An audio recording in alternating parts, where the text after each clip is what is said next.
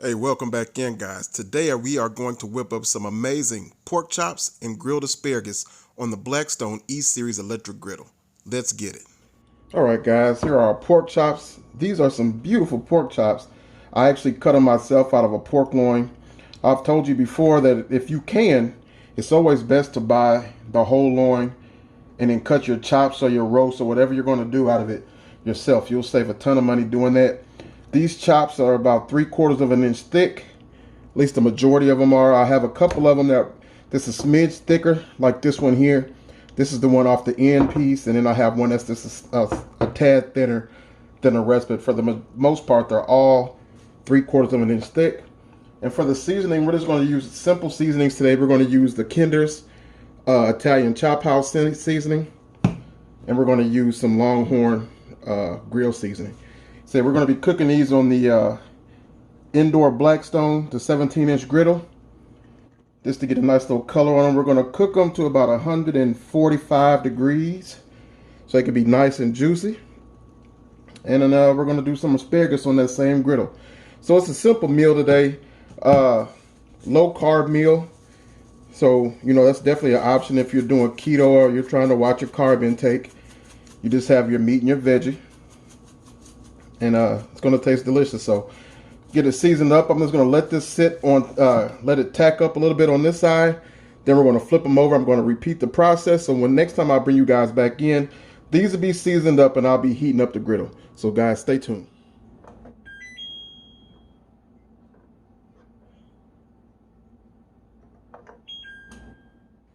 All right, guys, our Blackstone is up to temp. So this is a super non-stick surface.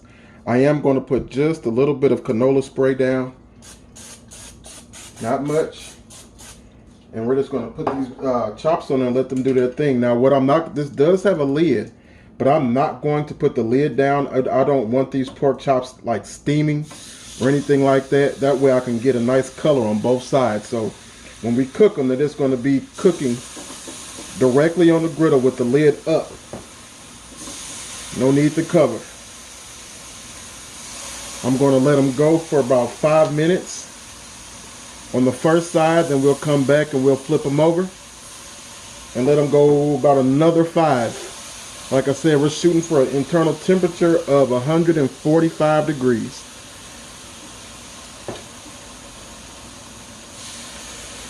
All right, gonna let them do their thing, and I'll see you guys back here in about 5 minutes.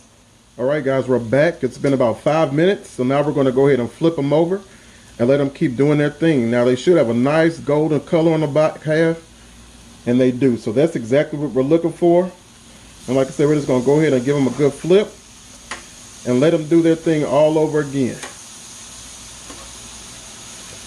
These things smell fantastic. Woo!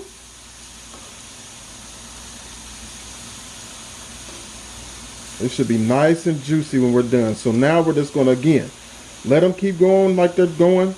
This one here was a little bit thicker one, so I'm going to let it go a couple more minutes before I flip it. But other than that, guys, everything is looking good, and I'll see you guys back here in a minute.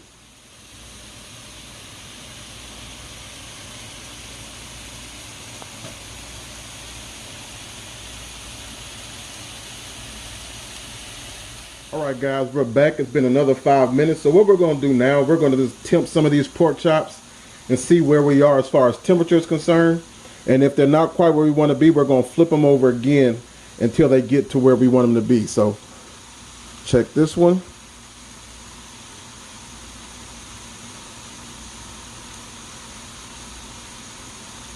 So it's about 129. We got a little bit ways to go on that one.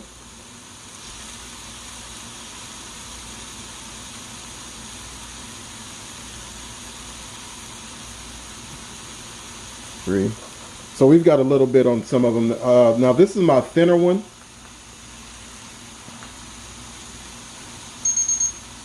Okay, and that's done. So we're going to pull him. And then these thicker ones, we're just going to flip them back over. I'll probably say another 2 minutes or so on those. And then we're going to go ahead and check them again, and then we'll pull them, and then we'll get ready to get that asparagus together. So you guys stay tuned. They're looking fantastic. All right, guys, we're going to be pulling off the last of these chops. And like I said, we're just going to let them rest for a little bit while we're getting our asparagus together. So put these to the side. I'm going to just take a towel, wipe this down real good, and then we'll get on that asparagus. Show you guys how simple it is to clean this off. Now, I have not turned the griddle off at all. It's still on.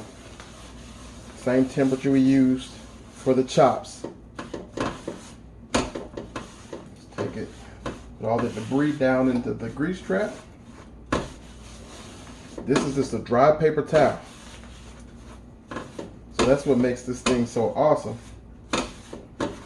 that you don't have to break it down and do a lot of cleanup or prep to move on to your next item. So that's awesome. So what I have here, we have our asparagus washed. I have cut, like I've shown you in different videos when I do asparagus, I like to take buck off like 1 inch to 1.5 inches off the bottom. That way I don't have to worry or fuss with it. We're going to add a little more spray at the bottom, or onto the griddle rather. And we're just going to drop this asparagus right on it.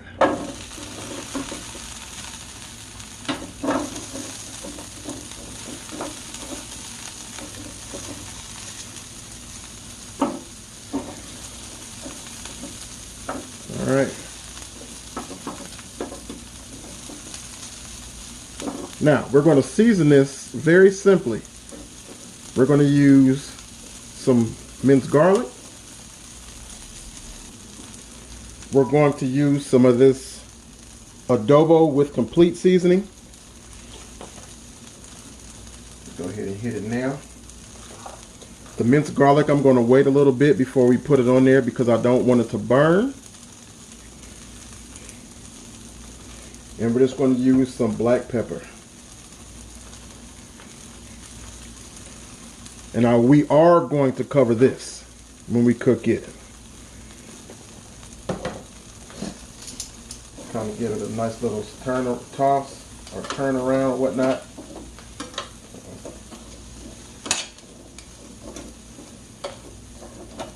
All right. Now we're going to cover it up. Let it do its thing.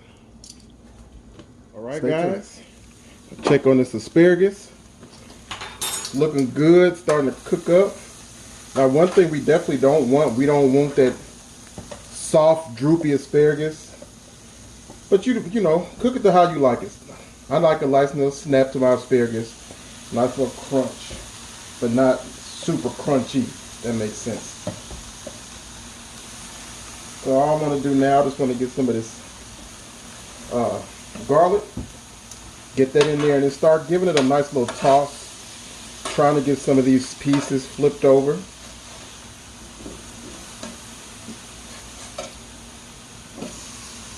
Just like that. Asparagus is just about ready. We don't have too much more time left on it. Got a nice color to it. So I'll say maybe another 2 or 3 minutes and we'll be ready to pull this asparagus off as well. Get that garlic all around in there. Those seasonings. Now if you look and you're like, well, he didn't put very much salt and stuff on there. You know, you can always add salt on the back end when you're done cooking it. Got to be careful with the amount of salt and stuff you use, especially, well, I'm speaking for myself. But if you want to add a little more salt, then you're more than welcome to do that as well. So we're just going to let it go. I'm not even going to close the lid down on it. We're just going to let it go a few more minutes, maybe another minute tops. Then we're going to go ahead and pull it off. So stick around and then we'll be ready to plate up here in a minute.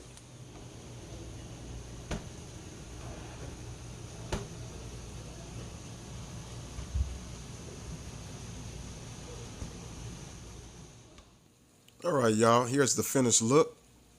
Nice juicy pork chops, grilled asparagus, cooked just the way I like it, to where it still has a nice little bite to it. Not too droopy, but not too crisp. Go ahead and get a bite of this pork chop.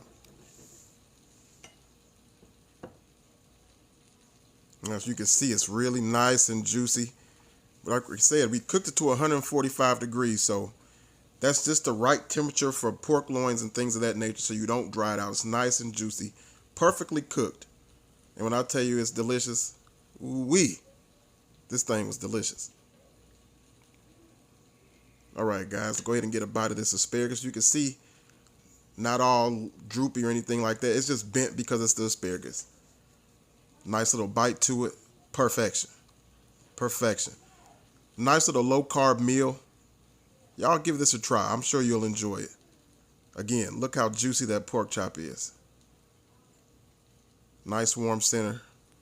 Awesome meal, guys. Appreciate you guys watching. Join us for our next video. Till the next time, God bless you.